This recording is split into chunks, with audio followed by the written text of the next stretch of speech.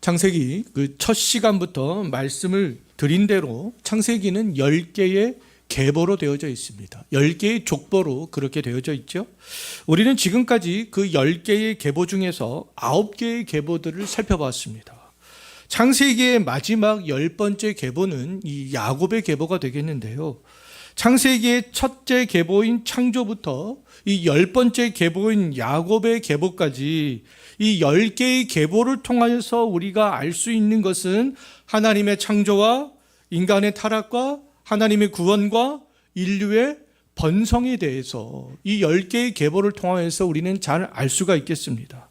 아담이 타락한 이후에 인류는 두 부류로 그렇게 번성을 해왔잖아요. 하나는 불경건한 계보를 이어가는 사람들과 다른 하나는 아담이 타락한 이후에 하나님이 약속하신 구원자를 낳을 경건한 계보로 그렇게 번성해 갔습니다. 창세기를 지금까지 통해서 살펴봤듯이 여자의 후손을 낳을 경건한 계보는 아담에게서 셋의 계보로, 셋의 계보 중에서 노아의 계보로, 노아의 계보 중에서 셈의 계보로, 셈의 계보 중에서 아르박삭과 셀라와 에벨과 벨렉의 계보로, 그 벨렉의 계보 중에서 데라의 계보로 이어졌고요.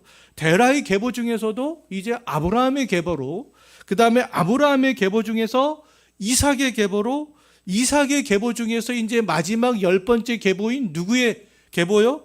야곱의 계보로 이어지는 것을 볼 수가 있죠. 야곱에게는 우리가 잘 알고 있듯이 12명의 아들이 있습니다. 장차 경건한 계보는 야곱의 12아들이 형성한 이스라엘 민족이 있게 되지만 야곱의 12아들 중에서 집중해야 될 그 아들은 지난주 말씀을 드렸듯이 누구겠습니까? 유다가 되는 것이죠. 예수님께서 그 유다의 계보를 통하여서 이 땅에 오시기 때문에 그렇습니다. 때문에 장차 다윗과 솔로몬 이후에 이스라엘이 북이스라엘 간 남유다로 분열되었을 그때에도 이스라엘의 전통성이 어디 있었습니까? 유다에 있었죠. 남유다에 있었습니다. 또 바벨론 포로에서 귀환했던 백성들도 남유다에 살았던 백성들을 중심으로 해서 그렇게 이루어지게 되는 것들을 볼 수가 있겠습니다. 그렇다면 창세기의 강조점이 아브라함과 이삭과 야곱을 거쳐서 누구에게로 가야지 맞는 것처럼 보입니까? 유다에게로 이어져야 맞는 것처럼 보이는데, 근데 창세기를 계속 보면 유다에게 초점을 맞추지 않고 요셉에게 초점을 맞추고 있는 것을 볼 수가 있겠습니다. 자, 우리가 이것을 이해하기 위해서는요, 창세기 15장에 있는 그 말씀을 기억을 해야 될 필요가 있습니다. 창세기 15장에서 하나님이 아브라함과 언약을 세울 때 하셨던 말씀이 있어요. 대략 한 두 가지 말씀을 하셨는데, 첫 번째는 아브라함의 이제 자손들은 이방의 땅에서 약 400년 동안 종살이를 해야 된다. 하나님께서 아브라함에게 말씀하셨어요. 두 번째로는 하나님이 아브라함의 자손을 괴롭게 했던 이방의 나라를 그 징벌할 때에 아브라함의 그 자손들이 큰 재물을 끌고 나오게 될 것이다. 하나님께서 창세기 15장 12절부터 16절에서 이런 말씀을 하셨죠. 그렇다면 하나님께서는 아브라함에게 약 400년 후에 있을 일들을 미리 말씀해 주셨던 거죠. 장차 있을 일들을 미리 예고하고 그대로 실행하시는 것은 하나님이 일하시는 방식이 아니겠어요? 하나님은 홍수로 심판하실 때에도 노아에게 미리 예고하셨죠. 롯이 살고 있는 그 소돔을 심판하실 때에도 아브라함에게 미리 예고하셨습니다. 이삭이 태어날 때에도 아브라함의 몸에서 태어날 자가 아브라함의 상속자가 될 것이다. 이것을 예고하셨죠. 야곱이 태어날 때에도 에서가 야곱을 섬길 것을 예고하셨습니다. 하나님께서 이렇게 예고하신 대로 그 모든 것들이 다 이루어지게 되는 것들을 볼 수 있는 거 아니겠어요? 요셉은 하나님이 아브라함에게 예고하신 것이 이루어질 수 있게 준비하는, 그렇다면 준비자 역할을 했던 거죠. 요셉을 통해서 하나님이 아브라함에게 하신 말씀이 어떻게 이루어지는지 우리는 알 수 있습니다. 요셉을 통해서 야곱의 12아들이 애굽으로 이주하게 되죠. 그 후손들이 애굽에서 그 이방의 땅에서 400년 동안 종살이를 하다가 하나님의 말씀대로 가나안 족속들을 물리치면서 가나안 땅으로 다시 돌아오게 되는 거 아니겠어요? 야곱의 12아들과 그 후손들이 애굽에서 살아가는 동안 애굽의 왕 바로는요, 하나님이 아브라함에게 말씀하셨던 그대로 아브라함의 자손들을 심하게 괴롭혔습니다. 이스라엘 백성들은 고된 노동으로 탄식했고 하나님께 부르짖기 시작했죠. 400년 동안 애굽에서 종살이했던 이스라엘 백성들은 모세와 함께 출애굽할 때 하나님께서 아브라함에게 말씀하셨던 그대로 많은 재물들을 애굽으로부터 가지고 나왔습니다. 이후 여호수아와 함께 가나안 정복 전쟁을 하면서 하나님이 약속하셨던 그 땅들을 이제 그 400년 만에 다시 차지하게 되는 것이죠. 이 모든 일들의 시작점이 바로 야곱의 아들 요셉이 되겠습니다. 이제 우리는 그 요셉의 삶의 과정을 통해서 야곱의 12아들이 애굽으로 이주하게 되는 것을 보게 될 텐데요. 요셉에게 근데 불행한 일들이 일어나게 됩니다. 그 불행한 일들을 통하여서 하나님의 그런 말씀들이 성취가 되어지는 것을 볼 수 있는데요. 그런데 그 요셉에게는 불행한 일들이었지만 요셉에게 일어난 일들은 우연한 사건들은 아니었다라는 것이죠. 하나님의 주권 속에서 일어났던 일들이었고요. 아브라함에게 말씀하신 말씀을 이루시기 위한 과정들이었고, 야곱의 12아들을 통하여서 이스라엘이라는 민족을 이루기 위한 그 시간들이었고요. 가나안 족속을 심판하기 위해서 힘을 키우는 그런 시간들이었습니다. 그러한 이유 때문에 창세기의 10개의 계보 중에서 마지막 계보는 야곱의 계보이지만 야곱의 계보 중에서 지금 요셉에게 집중을 하고 있는 것이다 라고 말할 수 있겠습니다. 자, 창세기 37장에서 등장하는 요셉이 몇 살인지 2절 한번 보십시오. 2절을 보게 되면 17세의 소년으로 등장하고 있어요. 제가 지난주에 야곱이 숫꽃과 세겜에서 머문 기간이 23년이라고 말씀을 드렸는데요. 제가 좀 계산을 잘못했습니다. 성경에서 정확한 연대나 연수를 계산하는 것은 쉽지 않습니다. 그렇기 때문에 학자들도 대략 계산을 하거나 추정을 하는데, 근데 제가 너무나 지난주에 좀 확정적으로 말씀을 드렸던 것 같아요. 학자들이 추정한 근거가 제가 볼 때는 그렇게 썩 타당하지 않아가지고 제가 직접 그렇게 막 계산을 해봤었거든요.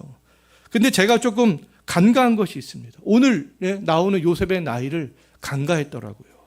제가 23년이라고 말씀을 드렸던 것은 창세기 35장 27절부터 29절을 근거로 야곱이 아버지 이삭이 죽기 전에 헤브론으로 온 것으로 생각했기 때문에 그렇게 말씀을 드렸었는데, 그런데 17세 된 요셉의 나이를 생각하면 야곱이 숫꽃과 세겜에서 23년 동안 머무를 수가 없습니다. 야곱은 밧단 아람에서 요셉을 낳은 직후 라반에게 고향으로 돌아가겠다 이렇게 얘기를 했었잖아요.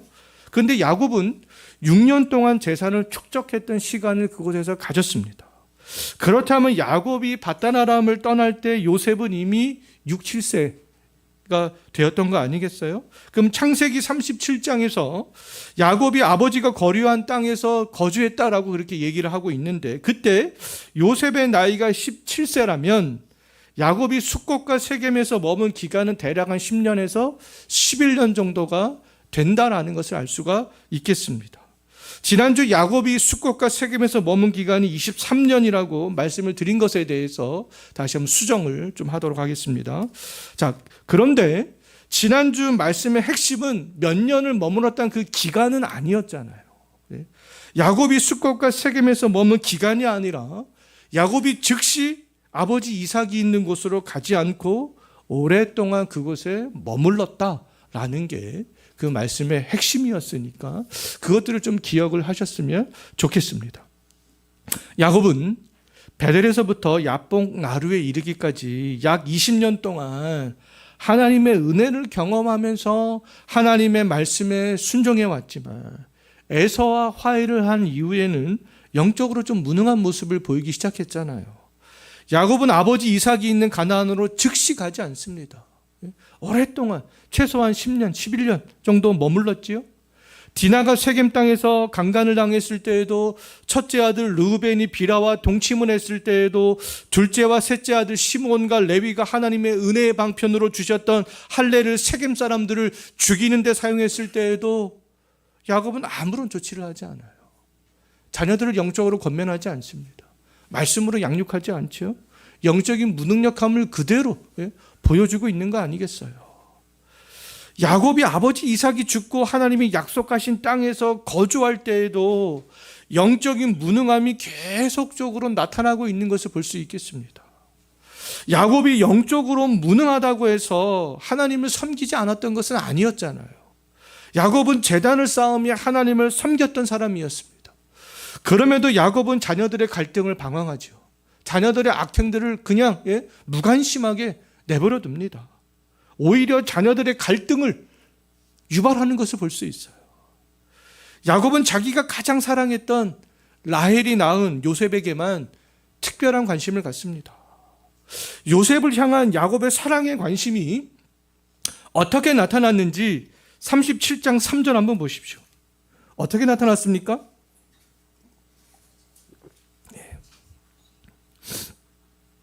여러 아들보다 요셉을 더 사랑하여 요셉만 특별 대우를 했죠. 어떻게 했습니까? 채색 옷을 입혔어요. 요셉에게만 채색 옷을 입혔다라는 것은 뭐냐 하면 요셉에게만 일을 시키지 않았다라는 의미가 포함이 되어져 있습니다. 17세면 충분히 일을 할 수 있는 나이죠. 목축을 할 수 있습니다. 지금 형들은 다 뭐하고 있어요? 목축하고 있어요. 근데 요셉만 시키지 않았던 거예요. 일을 할 수 있는 나이임에도 불구하고 야곱은 요셉에게 일을 하나도 시키지 않았던 거죠. 야곱이 이렇게 요셉을 편애하자 야곱에 대한 형들의 감정은 좋을 수가 없는 거 아니겠어요? 야곱에 대한 형들의 감정이 어떠했는지 4절 마지막 부분 한번 보십시오. 형들은 요셉을 미워합니다. 그 미움 때문에 요셉에게 평안하게 말 한마디 붙일 수가 없었던 거죠. 요셉의 형들이 요셉에게 평안하게 말 한마디 할 수 없었던 것은 요셉의 성품과도 연결이 되어져 있다라는 것들을 알 수 있어요. 요셉의 성품이 어떠했는지 2절 마지막 부분 한번 보십시오. 뭐라고 말씀하고 있어요? 요셉은 형들의 잘못을 아버지에게 정직하게 말하는 사람이었다. 이렇게 이야기하고 있죠. 요셉은 형들이 잘못을 할 때마다 그 고자질한 것이 아니라 정직하고 성실한 성품 때문에 아버지에게 이야기를 했던 거죠. 근데 형들은 그 모습이 더 꼴보기 싫었던 거 아니겠어요? 요셉 때문에 좀 더 나쁜 짓 하고 싶은데 좀 더 나쁜 짓 못하는 거 아니겠습니까? 자, 이 요셉은 정직하고 성실한 성품이 이제 야곱이 형들의 안부를 알아보기 위해서 요셉을 형들에게 보냈을 때에도 그대로 나타나는 것을 볼 수 있어요.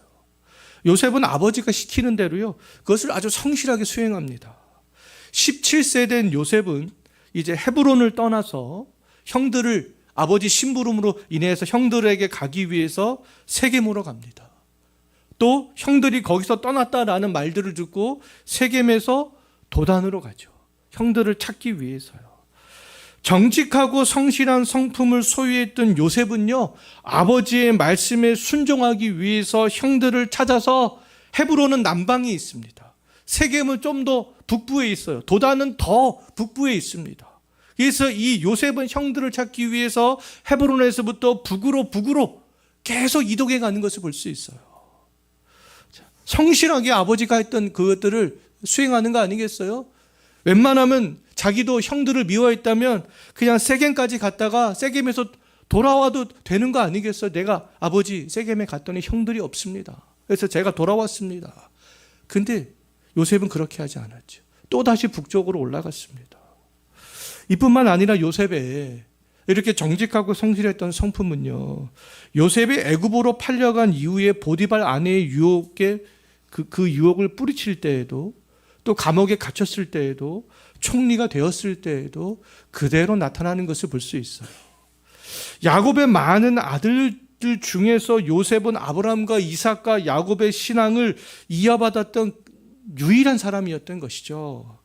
하나님은 하나님 앞에서 정직한 요셉을 통하여서 창세기 15장에서 아브라함에게 말씀하셨던 그 약속의 말씀을 이루어 가셨던 거예요. 요셉만이 그 일들을 할 수 있기 때문에 그렇습니다. 하나님이 창세기 15장에서 아브라함에게 하신 그 말씀은 요셉이 꾼 두 번의 이제 꿈을 통하여서 시작되는 것을 볼 수 있어요. 창세기 15장의 그 말씀이 요셉의 17세 된 요셉이 두 번의 꿈을 꾸는데 이제 그것을 통하여서 시작이 됩니다. 하나님이 일하시는 방식은 인간의 이해를 뛰어넘는 거 아니겠어요? 창세기를 하면서 제가 반복적으로 말씀을 드렸었는데 하나님은 인간의 악함을 선으로 바꾸시면서 하나님의 뜻대로 이렇게 성취해 가시잖아요. 지난번에도 말씀을 드렸듯이 이 야곱의 꿈, 요셉의 그 꿈은요, 하나님의 뜻을 드러내는 계시의 꿈이 되겠습니다. 우리들이 오늘날 꾸는 꿈과 다른 꿈이 되는 거 아니겠어요? 우리가 꾸는 꿈은 하나님의 말씀을 계시해 주는 계시의 꿈이 아니잖아요. 그래서 내가 밤에 자다가 꾸는 그 꿈을 야곱이 베델에서 꾼 꿈이나 요셉이 꾼 꿈과 동일시해서는 안 된다라는 겁니다. 우리의 꿈이 신기하고 놀랍다 할지라도 성경에 비춰봐야 되는 거죠. 하지만 요셉의 꿈은 그렇지 않습니다. 계시의 꿈이에요. 하나님의 말씀을, 미래를 예언케 해주는 그런 꿈이 되는 것이죠. 요셉은 신기하고도 놀라운 그 꿈을 두 번이나 꿉니다. 첫 번째 꿈은 형들의 곡식단이 요셉의 곡식단에게 절하는 꿈이었고요. 두 번째 꿈은 해와 달 11별이 요셉에게 절하는 꿈이었습니다. 이 꿈은 형들뿐만 아니라 아버지 야곱과 어머니들까지 요셉에게 장차 절하게 되는 그런 꿈을 꾸게 되었던 거죠. 야곱은 이 꿈을 통하여서 하나님을 만났던 경험이 있었기 때문에 요셉의 꿈을 마음에 간직합니다. 근데 요셉을 미워했던 형들은 그렇지 않아요. 요셉의 꿈으로 인해서 이제 시기하는 마음까지 갖게 되는 것을 볼 수 있습니다. 형들에게 요셉은 정말 눈의 가시와 같은 그런 존재였던 거죠. 형들은 요셉과 함께하고 싶지 않았습니다. 요셉만 보면 미워했고, 요셉만 생각하면 미워하는 감정이 들었고, 시기하는 감정까지 생기게 되었던 거예요. 요셉이 꾼 꿈을 통해서 요셉에게 더욱 악감정을 가졌던 형들은 헤브론에서부터 멀리 도단까지 자기들을 찾아온 그 요셉을 죽일 계획을 세웁니다. 내가 저 요셉을 죽여야 되겠다, 형들이요.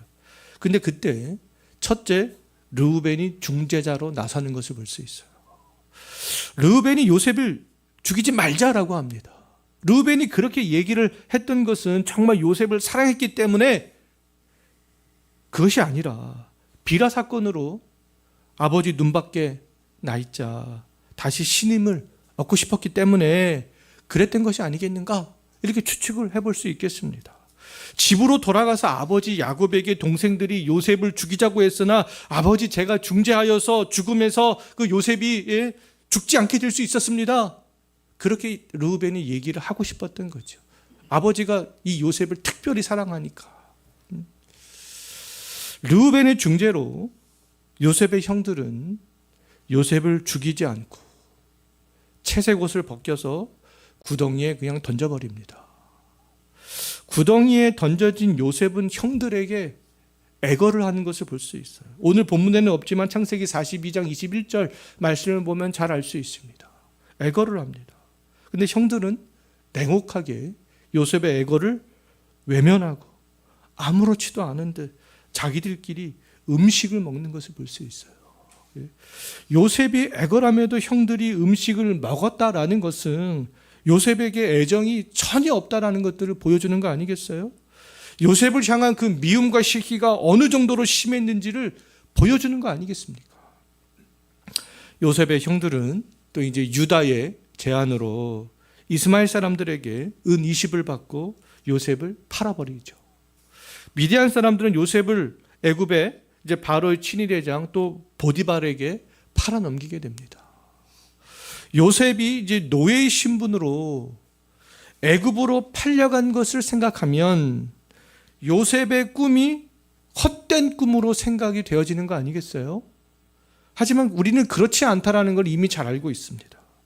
하나님은 형들의 악을 선으로 바꾸셨죠. 요셉이 애굽으로 팔려갈 때만 해도 요셉의 인생은 실패한 것처럼 보입니다.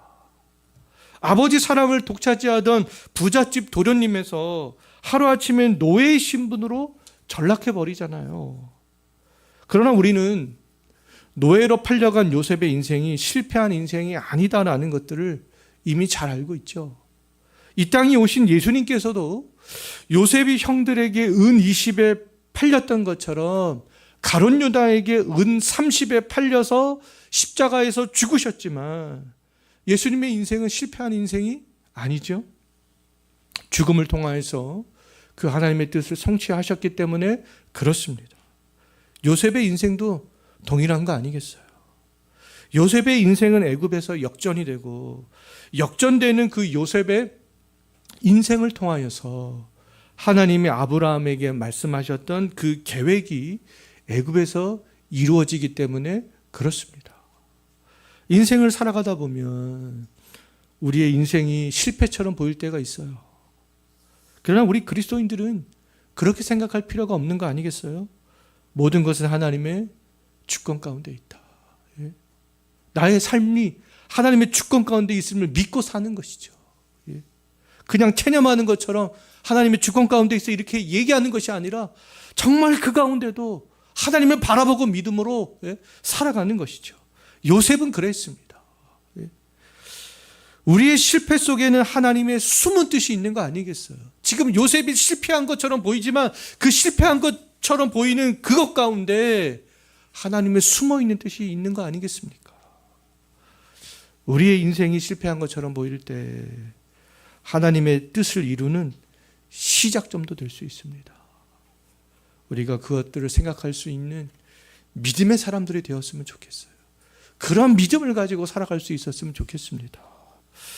자, 창세기의 흐름상 창세기 37장 이후에는 계속해서 요셉의 이야기와 야곱의 가족들이 애굽에 정착하는 이야기가 나와야 될 것 같은데, 근데 창세기 38장에서 갑자기 유다의 이야기를 뜬금없이 하고 있거든요.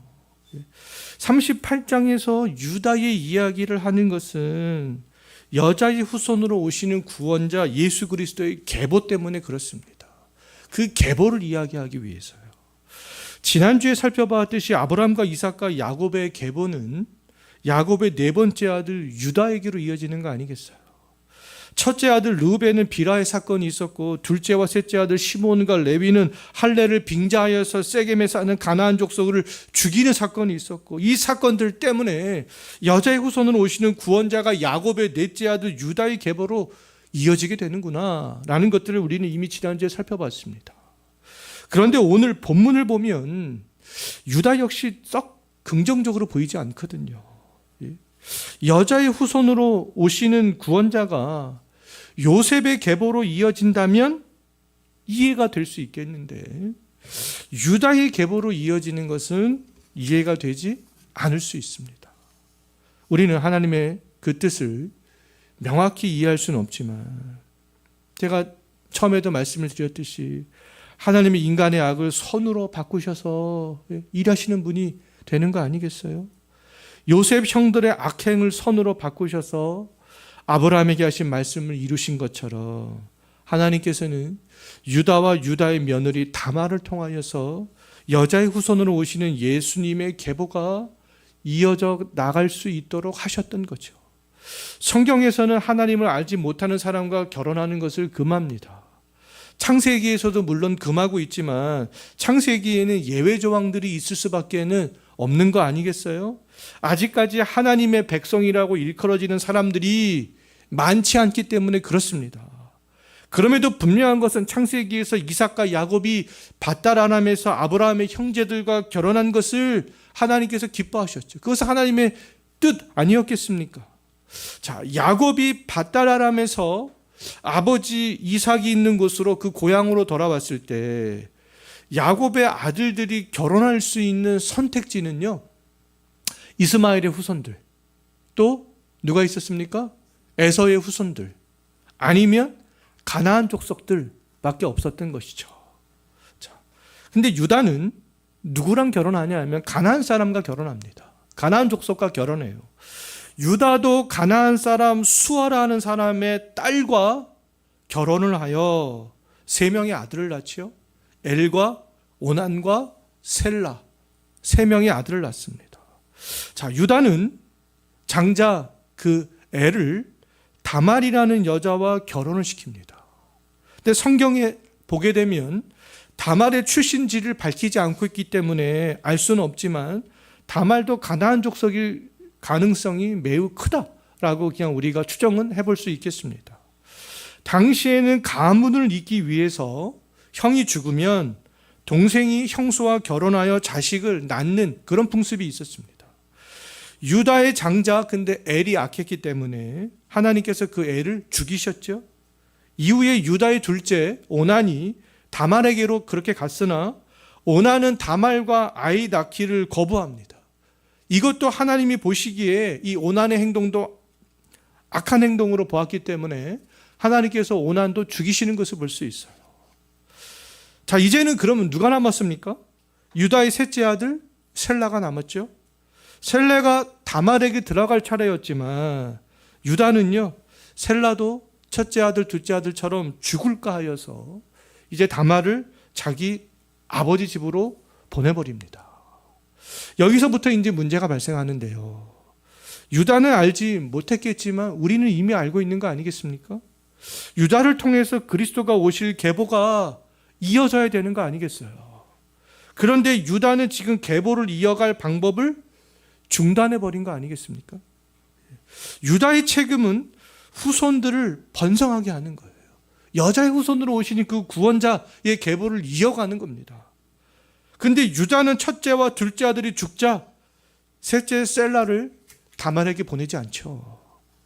이제 유다가 그것을 중단을 하자 유다의 며느리 다말이 움직이기 시작합니다.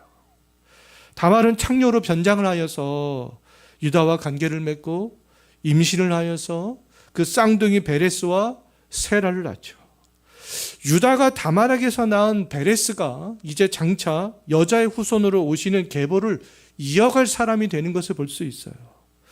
자, 만약에 유다가 다말에게 셋째 아들 셀라를 보냈다면 다말은 셀라를 통해서 유다의 계보를 이어가지 않았겠어요. 우리 인간편에서 생각을 해본다면. 하지만 유다는 그렇게 하지 않았죠. 유다는 셋째 아들 셀라를 지키려는 그 욕심과 자기의 성적인 욕구를 해소하기 위한 방식을 사용했습니다.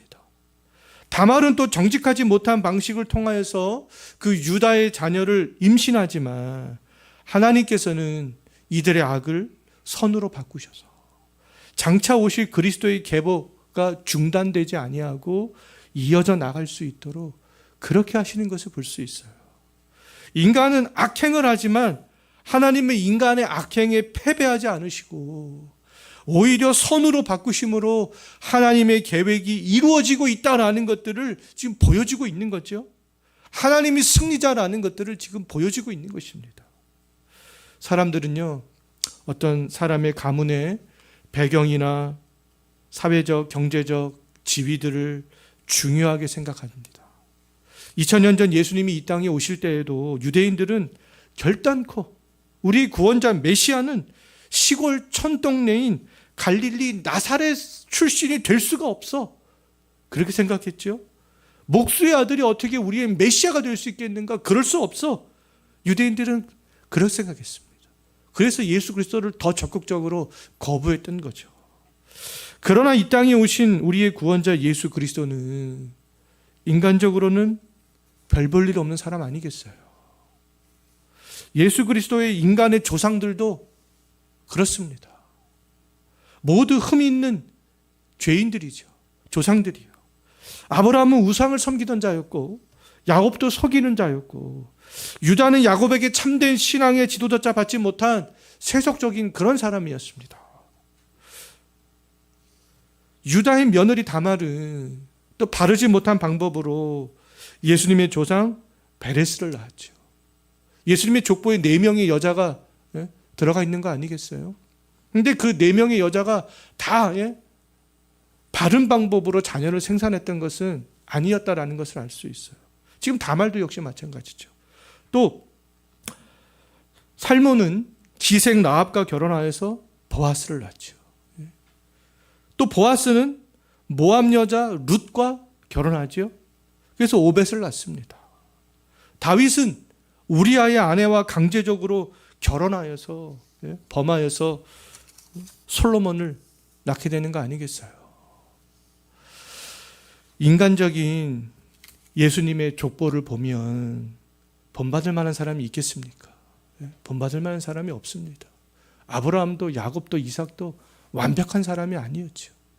다 흠이 있습니다. 그렇게 싹 본받을 만한 사람이 없어요.